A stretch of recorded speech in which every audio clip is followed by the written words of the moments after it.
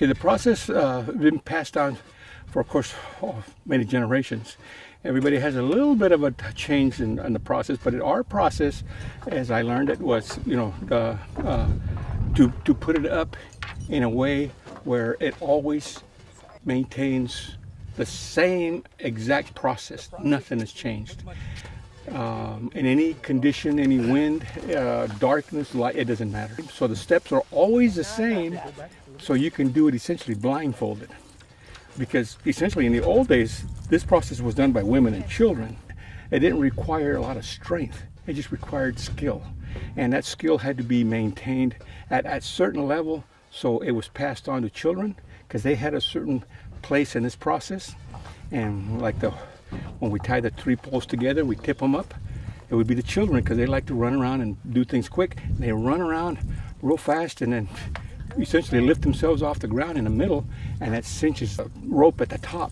So everything is nice and tight.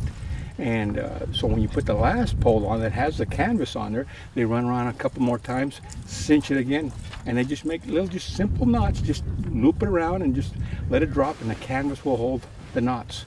So everything is at their level. Nothing is done high or where they can't reach it.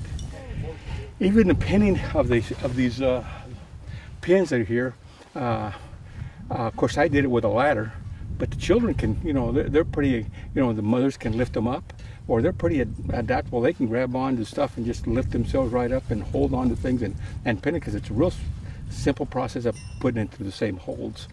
And once that's done, you stake it out and start at the back and work your way around to the door.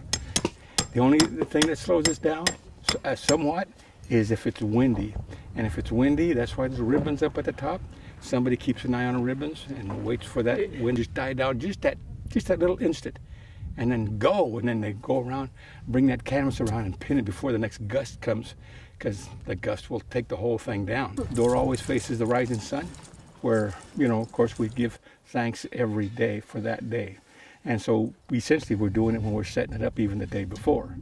So always keeping that in mind is how we got here. There was a creator that created all of us. And so we're every day consciously being thankful of that, grateful for that every breath that we take. This is done in that same fashion at any condition. I look at it as almost a ceremony, as we're doing this how we were instructed to do it. And so we carry it on and pass it on to others. So they will pass it on. And so it continues.